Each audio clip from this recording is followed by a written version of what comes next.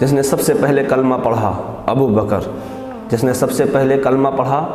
ابو بکر، جو سب سے پہلے مومن کہلایا ابو بکر، جو سب سے پہلے صحابی کہلایا ابو بکر، جس نے سب سے پہلے کعبہ میں خطبہ دیا ابو بکر، جس نے آقا کے قدموں میں 40,000 دینار رکھ دیے ابو بکر، جس نے بلال کو آزاد کرایا ابو بکر، جس نے عامر بن فہیرہ کو آزاد کرایا ابو بکر، جس نے زبیرہ کو آزاد کرایا ابو بکر، جس نے نہدیہ کو آزاد کرایا ابو بکر، جس نے ام عبیس کو آزاد کرایا ابو بکر، آقا چل کے جس کے دروازے پر گئے ہیں ابو بکر، جس نے آقا کو اپنے کندھوں پر اٹھایا ابو بکر، جو غار میں سب سے پہلے پہنچا ابو بکر، جس نے اپنی چادر کو پھاڑ کر غار کے سوراخوں کو بند کیا ابو بکر، جس نے اپنی گود کو آقا کے لیے بستر بنایا ابو بکر، جس نے آقا کو اپنی گود میں سلایا ابو بکر، جس نے سانپ کے کاٹنے کو برداشت کیا آقا کو نہیں اٹھایا ابو بکر، جس کے آنکھ کے قطرے نبی کے رخسار پہ پڑے ابو بکر، آقا نے اپنے لعاب کو جس کی ایڑی پر لگایا ابو بکر، جو غار سے سب سے پہلے باہر آیا ابو بکر، جو ام معبد کی جھوپڑی میں سب سے پہلے پہنچا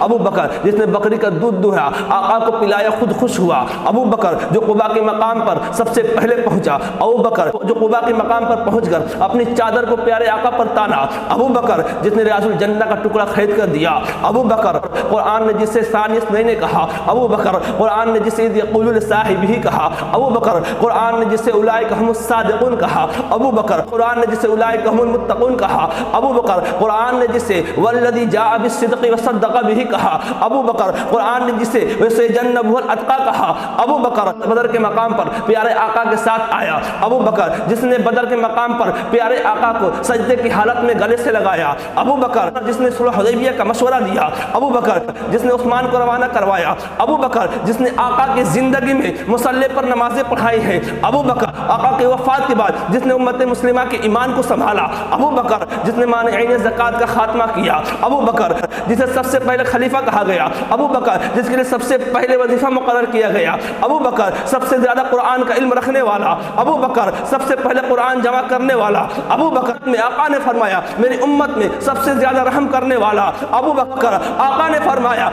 فرمایا جس کے دروازے پر نور کی بارش ہوتی ہے ابو بکر، آقا نے فرمایا مسجد نبوی میں کھلنے والے تمام دروازے بند کر دیے جائے مگر جس کا دروازہ کھلا رہا ابو بکر، آقا نے فرمایا 360 پسندیدہ خصلتیں ہیں ساری خصلتیں جس میں موجود ہیں ابو بکر، آقا نے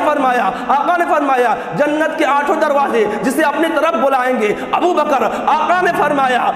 نے فرمایا نبیوں کے بعد سب سے بلند مرتبہ پانے والا ابو بکر، اسی لیے تو اعلیٰ حضرت فرماتے ہیں سایہ مصطفیٰ مایہ اصطفیٰ عز و ناز خلافت پہ لاکھوں سلام، یعنی اس افضل الخلق بعد الرسل ثانی اثنین ہجرت پہ لاکھوں سلام۔